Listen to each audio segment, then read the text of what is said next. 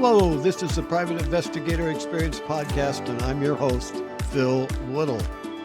On this channel, I talk about the cases and life of a PI and look at events that happened nationally and internationally that could affect us in our communities around crime or other security situations. Today, I want to share answers to some of the questions I've been getting. This one I've gotten hundreds of times. What does it really like to be a private investigator? What do you do? How do you operate? I've gotten all these questions over the last 50 years at least. And I worked them from my military, law enforcement, intelligence service, and global security background. But before I get to this post, I'd like to thank everyone who has liked, shared, and subscribed and help us grow the channel. That really helps us a lot. Thank you so much. I appreciate it. In 1989, I formed the West Coast Detectives Training Academy after we had run the West Coast Detective Agency for many years. And we formed this to train men and women how to operate as a PI, either open their own businesses or go to work for a government or a corporation in their security departments. I formed the academy after receiving numerous requests for this much needed education program that was lacking in the investigative field. We had so many people wanting to join West Coast Detectives, but they lacked any experience or any kind of basic training. When I transitioned from the law enforcement to the private sector, there wasn't any training available. I had to rely on my police training I had and then learn as I went along with the help of some mentors. This process was slow. I learned from my mistakes. Establishing the training academy was a solution to this hit and miss on the job training. And I wanted to give back. I feel that any of us, whatever career we're in, if we have information that will help the public good, we should be sharing that with everyone that we can. Our program was a 12-week intensive. We covered all aspects of the case management, techniques for working on all types of cases, anything that the recruits would encounter in the field. And then we combined that classroom lecture with experts that specialize in those fields on a day-to-day basis. They had that practical training they gave them. Then they went in the field and got in the field training on the job in various types of techniques. One would be tailing with one agent or multiple agents. Also detecting when they were being tailed, research and reporting, participating in surveillance and conducting pre-text home interviews, and much more. In our business, it's like law enforcement. The phone rings and there's a person with a problem on the other side, and you never know what it's going to be. We emphasize to our recruits the importance of how they look, how they dress. Appearance means so much in all of our fields, no matter where we're working and what we're doing. We also trained our recruits on maintaining an open and friendly demeanor, earning trust by actively listening, and being discreet when asking questions to obtain information, sometimes when the people didn't want to tell you that. I've had so many stories that when I've been at somebody's door or in other situations, and I've just been talking to the person, I felt they had something that could help. And they would be saying, no, I don't really know anything. I can't really help you. I don't know this person. And I would stand there talking and just asking questions. And overwhelmingly, they would ultimately say, oh, yeah. And they would start telling me what to do. If I would have just took them at face value, turned and walked away, I wouldn't have been able to solve those cases. If you're a private investigator, you have to dress for each situation. You might be in a formal situation where you need a suit and tie. Or upscale casual. Maybe just street clothes, jeans and a t-shirt. Or beach seats. We work a lot of cases where we're on the beach, so you need a bathing suit handy and a towel and a t-shirt or something, and you have to be prepared. Recruits were instructed to keep an emergency bag in their car when they're out working cases, containing a change of clothes, like a hat, a jacket, shorts, shirts, and then be ready to do a quick change in your car if necessary, if the situation changed on the case you were working. Prior to the airport security checks, this was back in the old days, we would have surveillance operations and tails being conducted on a target who would proceed to the airport and going to board a plane. This was when you could walk into the airport, and we had books with pre-bought tickets that all the person needed to do was put their name in it and destination, and the ticket agent then would stamp it. And time after time, when this happened, they would follow the person into the airport, listen to them, be close enough to them where they could hear where they were going, and then they would buy that one-way ticket. And in cases where maybe they didn't have the right-in tickets, they'd use cash or credit card, and our agents on surveillance needed to be prepared for that. And then after the airport security measures were implemented and the cash buying one-way tickets became more difficult at times, now it's not so bad, but we had to plan for cases by assessing, did this target have the possibility of traveling? Was there anything in the background from client or something that might give us direction on that? Then we would prepare for that accordingly. During our initial interview with a recruit, the goal was to identify their preferences, interests, motivations for becoming a private investigator, what their passion was. This was important to help the recruit focus on an area of investigation more suited to their skills and interests, even though they might be doing a lot of different things. But I found in my area, when I left law enforcement and went into private investigation, over time, my focus became much on our international operation and counterterrorism. And that was where my passion was at. So we look for that to help people focus and find a mentor. We did mentoring for our students and private counseling to help them go through the course and come out of it a productive private investigator ready to go to work.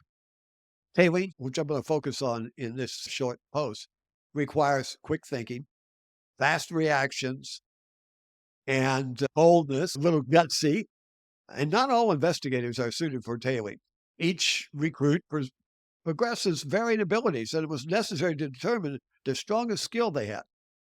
Out of our hundreds of agents we had working for us, the West Coast detectives, over the years, I only remember one person that stands out that was a one-man tail who could tail anybody over Los Angeles and never lose them all day.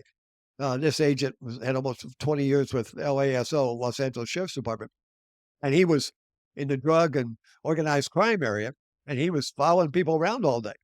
He drove a big old four-door caddy, and he was always right behind the target, no matter the traffic. He'd tell me stories that he'd be over in the left lane of traffic following this organized crime guy, and suddenly he would cut across 3 lanes and go off a off-ramp. He would be right behind him.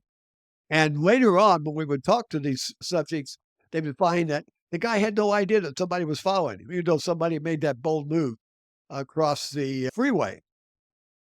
And the problem is with tailing in the private sector, unlike the public sector, budgets are an issue. And rarely do we have the opportunity to have multiple agents. As cities such as Los Angeles has become busier, there was the necessity that we had to have at least 2 agents for surveillance, and sometimes 3 or 4, depending on the client's budget.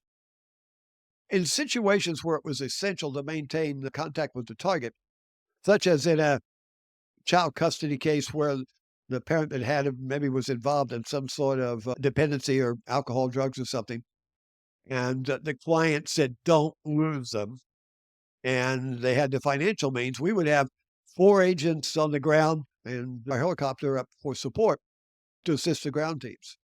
Recruits were trained in tailing and surveillance in the classroom, the mechanics of it, looking at diagrams, videos, blackboard presentations. Then they would go in the field with an agent, either on an actual tail or do a training scenario that we'd set up. So they had first-hand knowledge of what it was really like in the middle of a busy traffic day. And then the first item on our training checklist, when we had a tail or surveillance coming up, would be to do the advanced work on the location, where the tail would begin. And if known from the client, any places that the target might be known to visit or might be going. If a tail was to be commenced at 7 a.m., the agents were required to be on site and ready to proceed at least 1 hour earlier. They needed to bring water, food, and all the plans for bathroom situations if the tail extended over several hours. Next on the checklist was to ensure that, depending on the season and the temperature, agents were to wear loose-fitting and comfortable clothes and shoes, where that wouldn't be a uncomfortable thing if they were sitting in a car for a long period of time. Following that, they were instructed to use a nondescript gray or muted color vehicle, not a new one, preferably one a few years old, that would not attract attention.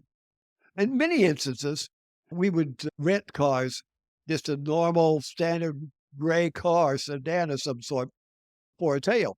I remember when I started out in private investigation, at one point, I had this orange Corvette. It was not the car to do tailing with. It was a little bit too noticeable. So we don't use cars like that. Next on our checklist was communication. If it was a single agent tail, they would have a radio and cell phones. And if there was a multiple teams, the lead agent would handle communications with the headquarters, but each agent would have the radio, and there would be radio communications for instant communications. And later on, of course, cell phones become a popular thing to have also. But the radio was much quicker to get response from. And then the tailing techniques. When the traffic conditions allow, agents were advised to maintain a loose tail and drive in a lane adjacent to the target's car, either to the left or right, whichever might be appropriate. And we try to avoid giving away a full view of the vehicle. Yeah, they might see the front of a car, but it's more hard to identify it. We didn't want them to get a full look at our car, seeing what type it was, color it was, and who was driving it. Now, when traffic was congested, we instructed our agents to tighten the tail, and if necessary, stay direct behind the target to avoid being boxed in if the target made a right turn or a left turn or whatever they might be doing.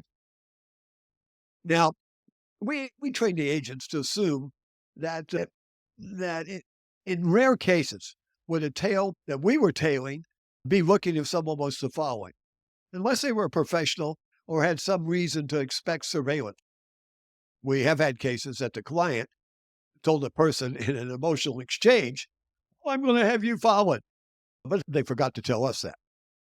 Early in my career, I realized that it was my own fear making me feel conspicuous.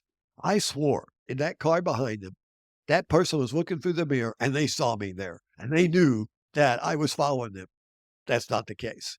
And we would train our agents so they didn't have to go through what I went through early on.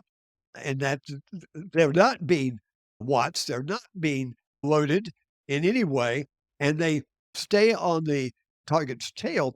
Early in my career, I realized that my own fear made me feel conspicuous. I would be behind this car, and I would swear they were looking in the mirror right at me, and they knew I was there. But interviews with multiple suspects later revealed they didn't have any idea that they were being tailed. So we trained our recruits to follow techniques for spotting a tail if they were being followed also. First, make 3 right turns back to where your starting point was to see if someone is following you. Another method is pulling over and looking at the rearview mirror to check for suspicious cars, somebody that might swerve to the curb real fast, about a few cars back, and be there waiting. And then sit there a few minutes, and before driving off, observe if there's any familiar vehicles following you. You watch your rearview mirror as you pull out. If you see a car 3 or 4 cars back, parked on the side of the street, suddenly pull out and follow you, and they pulled in there when you stop, pretty good sign somebody's trying to follow you. Agents are taught to remain calm yet alert. When traffic positions them beside the target, they have no way to avoid it. It just happened. They shouldn't be looking over at the car or the target. They just look like they're interested in driving in traffic and keep driving. And if it's a multiple tail, then one of the other parallel cars or a car further back would pick up and do if it was a situation where it was a one-person tail, the agent should go on and then make a right and try to come back and pick up the party if possible. But in most cases, unless it was just something highly critical, usually we would tell the agent, if you think you've been blown, they have identified a tail, drop off, and then we'll pick it up another day. We won't blow it by having the person really know and determine that they were being tailed. We also tell the recruits and all of our agents, if you're driving in a tail surveillance situation, you're on the move, you should be a block out in front of that car, watching for that stoplight coming up. A lot of people will run yellows. They're aggressive drivers. Some drivers are aggressive and fast. We usually know that before we start an assignment. But if you have that situation, you need to be behind them, in this case, not over to the side, and be watching for something they might do, because many times they won't turn on signal. But try to be anticipating if they're going to make a right turn on you, you're ready to back off some, but also make a right, just like it'd be a casual car following, even if another car or two had to get in between you and them. And but being aware, alert, and you've got to be a quick thinker. You've got to be an aggressive driver. Now, I won't tell you all the situations that I've been in and some moves I made that wouldn't probably be kosher. If I was still wearing a uniform, I would probably give myself a ticket. And but make a move in a car on a surveillance that you're on, a tail, that might cause a hazard, that might jeopardize other traffic. If you have to lose the person in that kind of a situation, then you just have to do it. But then if that happens, try to swing around, scan the areas, drive around the areas. And if we have some pre-notice by the client where the person might be going, then don't give up just instantly. Say, oh, I blew it, I lost them. Stay out there, keep looking. And many times we'll find that I've had this happen also. And a lot of our agents, they would pick the person back up, going by them on the side street, and they would be back on them again on the tail. Advanced work and comprehensive client information often helps us relocate. And if that tail is temporarily lost, don't give up and keep searching that area before you call and say, hey, I lost them. Be persistent, be aggressive, stay with it. This might work out really positive for you. Agents should recognize if their target detects a tail by several different things. If you're on a target car, suddenly that car turns down a side street and pulls over and stops, just continue driving. Let another agent take over if we're in a multiple agent. Also, be looking in your rearview mirror if you can to see if the person's looking at you, or maybe they're looking down at a map or texting or something else. Try to determine that. If you're a one-person tail, and then if you go up the street, find a place that you could pull over and park and be doing something in your car to see if the person comes on by you and then doesn't pull up beside you and say, hey, why are you following me? We have had that occur occasionally, a time or two. Then you can pick up the tail. But if you think the target detects the tail and there isn't any way to reinstate it and you're just a one agent tail, like I said before, drop it off. We'll pick it up another day. Tailing is an art combined with experience. If the recruit likes a fast-paced day and is ready for the unexpected and has the skills they learned from their training ready for use, tailing will define the recruit as ready for the real world of a private investigator. Because if you can go out on a real tail and stay with the car around city traffic, you're ready to do most anything. Yeah, I appreciate your comments and questions. Please leave them on any of the platforms. Or email me directly at pi777@gmail.com. Also, if you have a situation in your family or business and you wonder, could a private investigator really help me? I've had so many people tell me, I wished I'd known you 2 or 3 years ago when I had this problem. I didn't know a private eye could help. So if you have that, send it to me in a summary to my email, pi777@gmail.com. I will review it and I will get back to you with possible solutions. Remember, you can make a difference in your community. When you get proactive, find out what the problems are with crime, schools, what's going on in your streets. Are criminals being let out by permissive prosecutors? Check it out, find it out, then let your voice be heard in whatever form you have or can communicate in. Together, we can make a difference. Until next time, be safe. May God bless you, your family, and may God bless America.